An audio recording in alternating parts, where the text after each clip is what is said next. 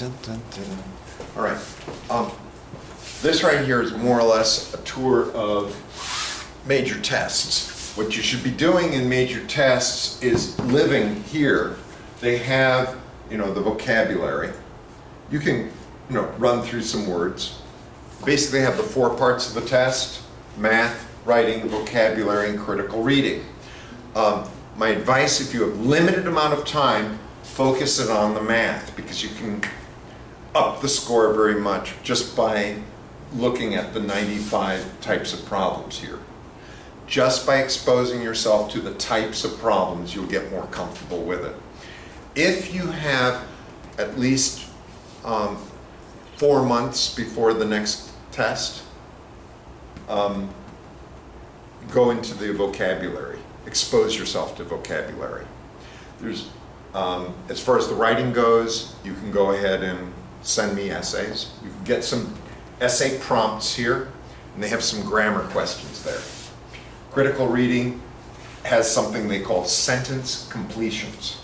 You get these blank lines, and you plug in words.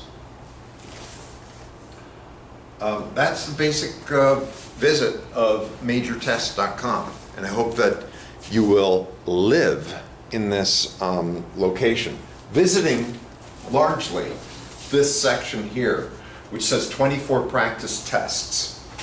These are not what you would call, here they are right here.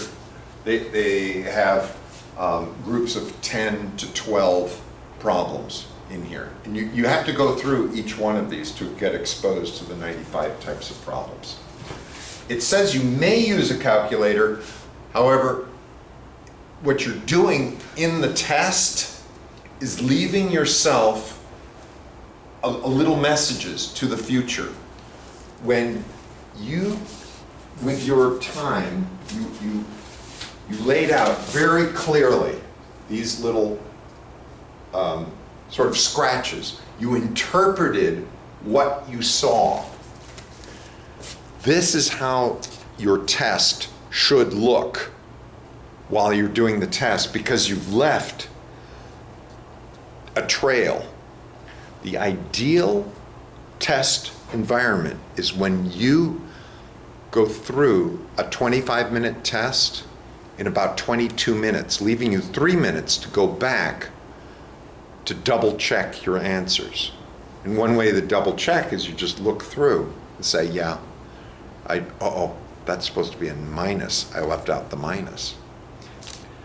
Often when there's a choice of the 5 questions, you'll sometimes see something that has, just as an example.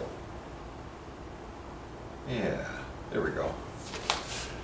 Minus 2 divided by 5, minus 5 divided by 2. Guess what? One of those is probably the answer. And somebody got confused, and it's so easy to flip something by mistake. Here we got 3 over 5, 5 over 3. I swear to you, one of those is going to be the right answer, because they want to put a slight problem, an answer that's very similar to the real answer in there. And so what you're doing is you're identifying the one that should be eliminated so that you're left. And the reason I ask you not to use a calculator is that you're more likely to leave a trail for your future self to check.